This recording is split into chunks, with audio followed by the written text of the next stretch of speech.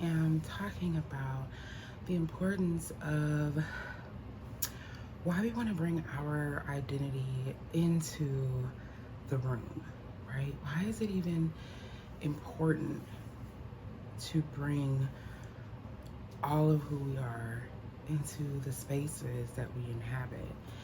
And I really wanted to kind of be grounded as I did this video today. And so I'm sitting in front of my altar. I have an altar, little altar in my room, and it mostly has like wooden artifacts that I've collected from travels. I think every little wooden thing is from a different country or continent. We've got like Sri Lanka and Bali. Bali's like this, so I'm trying to point and move backwards. That's South Africa. But just, you know, travels and being around the world. And then I have some things from loved ones that have passed on. And those things, and then of course I have like some Florida water, some fresh still water for my plants, and I have my stones, my crystals in my hand of gratitude, just above my head.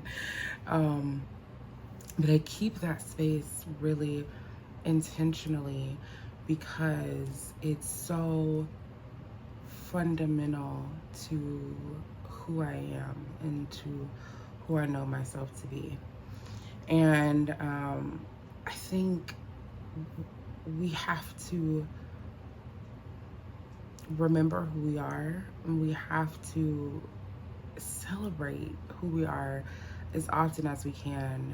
And that becomes really, really important the more marginalized identities you have, because we all were inherited a system where only certain attributes are celebrated, certain attributes are seen as valuable, certain characteristics are seen as worthy, and it's just not the truth. And so when we celebrate our identity and when we bring our fullness of who we are into the room, it allows other people to see who we are as well. Sorry, y'all, I live near a fire station. But it allows other people to see who we are, and it can affirm that who we are is on purpose. It's intentional. It doesn't have to be covered up. It doesn't have to be apologized for or quantified, right, or qualified, right? So I wanted to share some examples with you all of what it was like for me to bring my whole self into the room. And I have kind of two big examples of that, right? So the summer of 2020 was really incredibly difficult for many of us, but for myself, I was working full time and also I was working full time as an advisor to a doctoral program. I was doing part-time coaching and things like that, like coaching and keynote speaking. And I was writing. And I found myself so full, and that's when I ended up writing the essay, right, from You Are Your Best Thing. And it dawned on me that if I am able to, in the midst of panic, in the midst of pain, in the midst of grief, in the midst of all of the things that I was feeling, I'm still able to produce something that is affirmed and that is seen as valuable, not only to so many people who I respect, right? Like the people in this book are incredible to me. I'm next to my I've claimed Aiko Bethea as my mentor. She's an executive coach and she's amazing. But Imani Perry and Tarana Burke and Jason Reynolds and Kese Lehman and just so many other thought leaders who I am just humbled to be in conversation with. And then I think to myself, what if I had been too afraid to show up? What if the narrative that I had been telling myself about myself stopped me from submitting, or stopped me from even reaching out and believing that I had a shot to connect with Brene Brown, right? And so I think I got this message because the new moon is tonight, and I got this message from my pattern app, and it said that this is the time for setting intentions and for being in flow, right? And for really just understanding that sometimes things come not when we want them to, but when we need them to, and when we're going to be most receptive to be able to hold them. And I think that even though I felt all of those wild emotions, I was in a place where I could harness the fullness of that space, and I could say, I'm feeling this and this and this and this and this and this, and I'm full, and I'm still gonna claim my humanity. I'm still going to say I deserve to take up space. I'm still going to say I deserve to be heard and have a voice. And I still am going to say that my experience is worthy of sharing.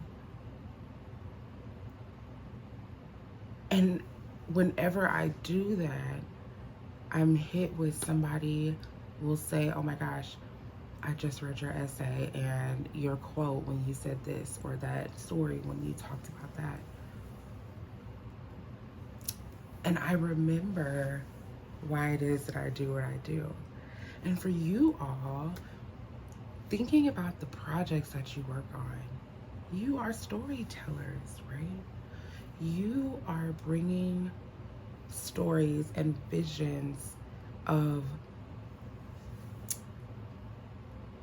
culture and humanity and fantasy made manifest in a product, right? In something tangible that we can look at and we can have an experience we can engage with.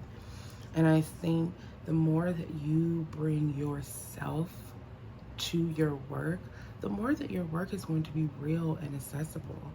I just watched Miss Marvel this weekend, just incidentally, and thinking about the fact that her great-grandfather, you know,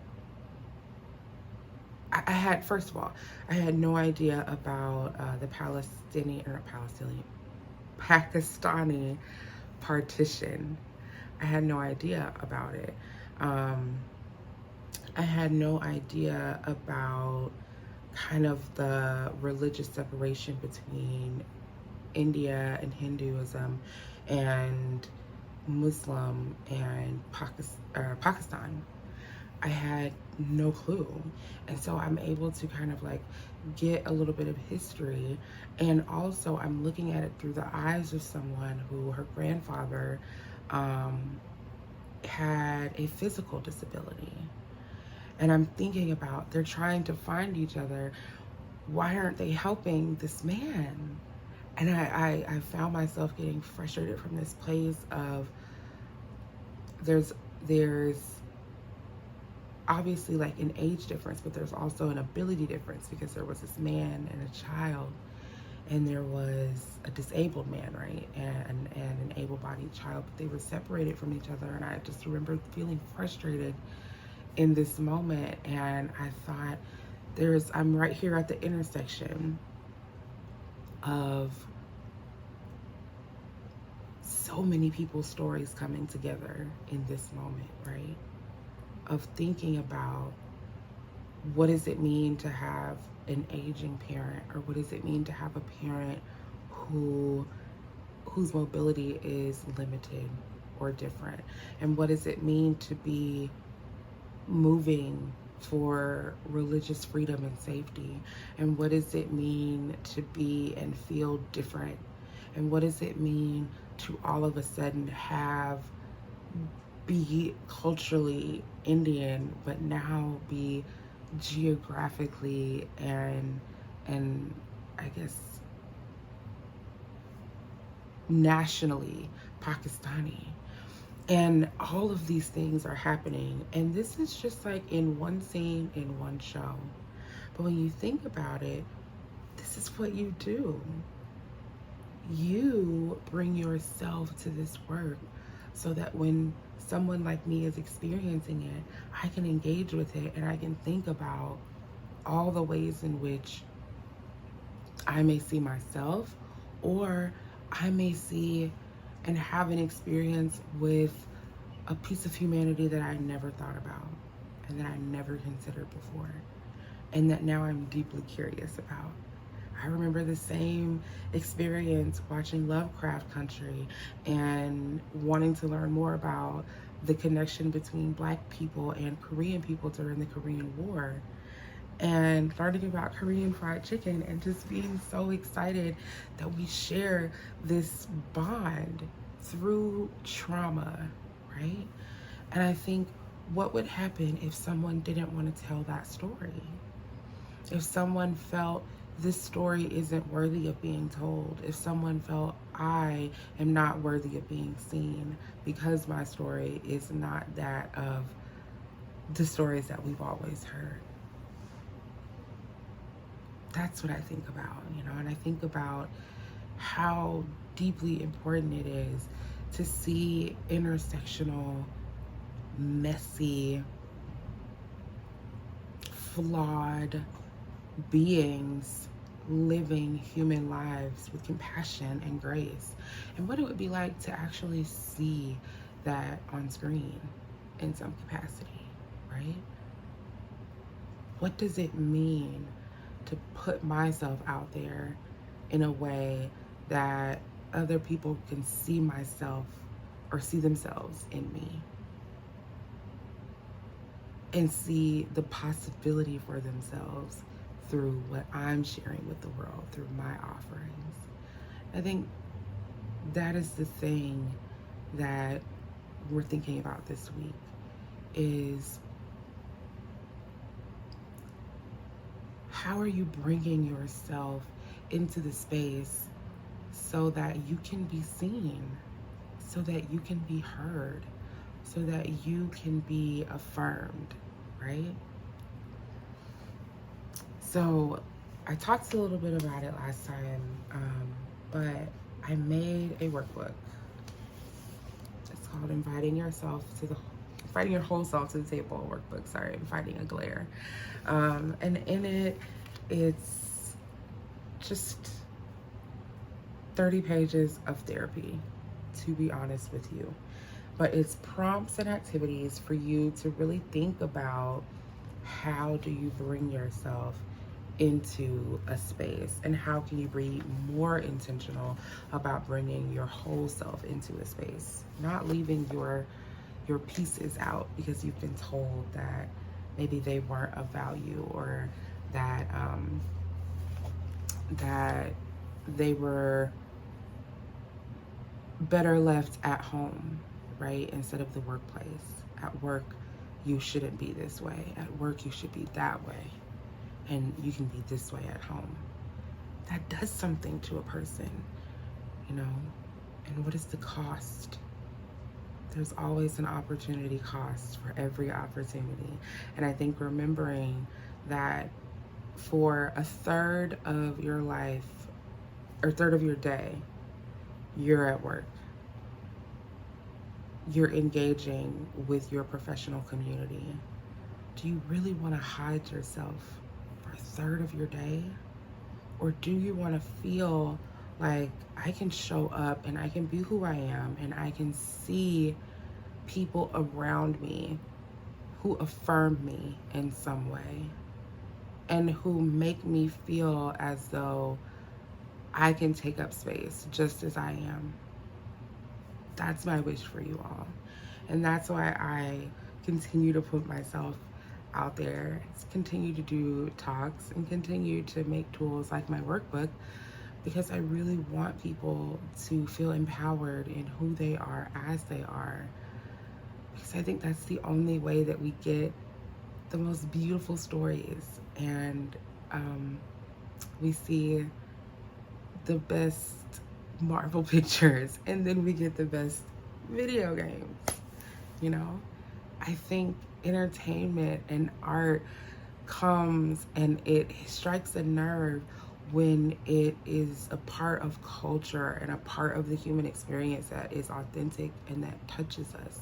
And it takes artists and creators who are willing to go there with themselves and put themselves into their offering so that we, consumers, the audience, can take it in and feel seen in that art. And so, you know, I think what you do is beautiful. I hope you know that I think what you do is beautiful. And I hope that you're understanding that these conversations that we've been having are meant for you to be able to do that work even better than you've been doing it. And to be able to have a person who's advocating for you to show up in a more intentional way and show up in a more Black way if you're Black, and to show up in a way that makes you feel whole and human. That is the hope for this conversation. That's the hope for this week, is that you're showing up more whole and you're bringing yourself to your projects and to your work, and that you know that that's exactly what you're supposed to be doing. Can't wait to talk to you all on Thursday and hear your thoughts about this. Take care.